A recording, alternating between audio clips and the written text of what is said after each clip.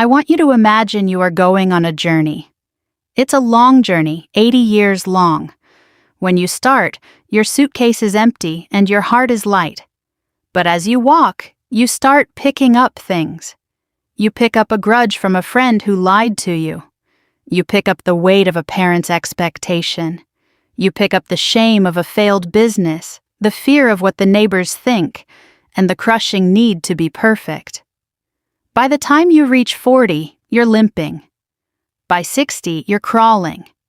And by 80, most people are so buried under the weight of what they're carrying that they can't even see the horizon anymore. I'm 80 years old, and I've spent the last decade doing something I should have started at 30. I've been unpacking. I've been looking at every stone in my bag and asking, does this serve me or is it just making me tired?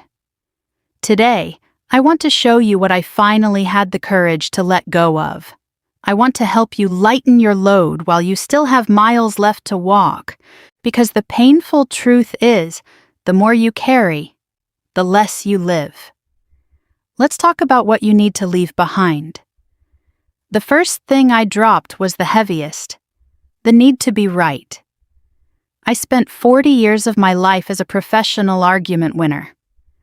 I had a file in my brain for every time my wife was wrong, every time my brother was unfair, every time a colleague made a mistake.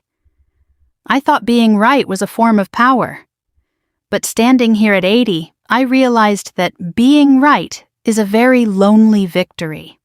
Every time I won an argument, I lost a piece of a connection. I traded intimacy for ego. I realized that most things we argue about, politics, household chores, minor slights, don't exist in the long run. They are just shadows. I let go of the need to have the last word. Now, when someone disagrees with me, I just smile and say, "You might be right." And the peace that follows that sentence is worth more than any victory. Don't waste your life winning arguments that won't matter on your deathbed. Choose peace over being right. The second thing I let go of was the ghost of the man I thought I should have been. We all have him. That version of ourselves that finished the degree, stayed in shape, made the millions, or married the one that got away. I carried that ghost for decades. Every time I made a mistake, he was there to judge me. Every time I looked in the mirror, he was there to show me my flaws. I was competing with a shadow that didn't even exist. At 80, I finally told that ghost to leave. I realized that my life, the real messy, flawed, and sometimes disappointing life I actually lived, was the only one that mattered. I stopped grieving for the person I didn't become so I could finally meet the person I am. Stop comparing your reality to an imaginary version of perfection. The ideal you is a thief who steals the joy from the real you. In America, we are raised to live in a fishbowl. We worry about the car in the driveway, the title on the business card, and what the people at the church or the club think of us. I lived at least 30 years of my life for an audience that wasn't even paying attention. I made decisions based on how it would look. I stayed in jobs I hated and went to parties I loathed, all to maintain an image. But here is the secret you learn at 80. Nobody is thinking about you. They are all too busy worrying about what you think of them. I let go of the need for approval.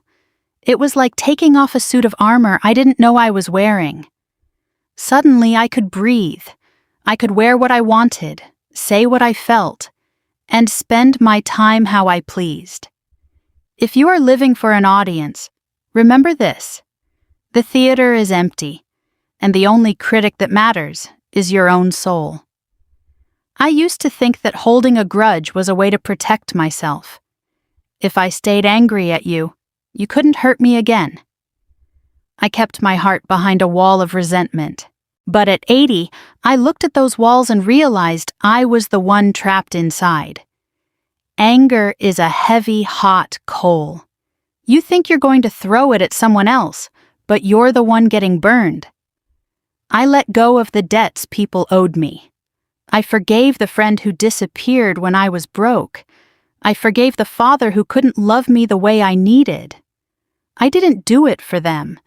I did it because I didn't want to bring their darkness into my final years. I wanted my heart to be light. Forgiveness isn't saying what they did was okay. It's saying, I will no longer allow your actions to take up space in my head, empty your heart of old enemies, or you'll have no room for new friends. I spent my middle years trying to control everything. I tried to control my children's futures. I tried to control my wife's moods. I tried to control the economy and the aging process itself. I lived in a state of constant anxiety because the world refused to follow my script. At 80, I've learned that life is a river, not a machine. You can't control the flow. You can only learn to swim. I let go of the steering wheel. I stopped trying to force the next chapter and started reading the page I'm currently on. When you let go of control, fear loses its grip.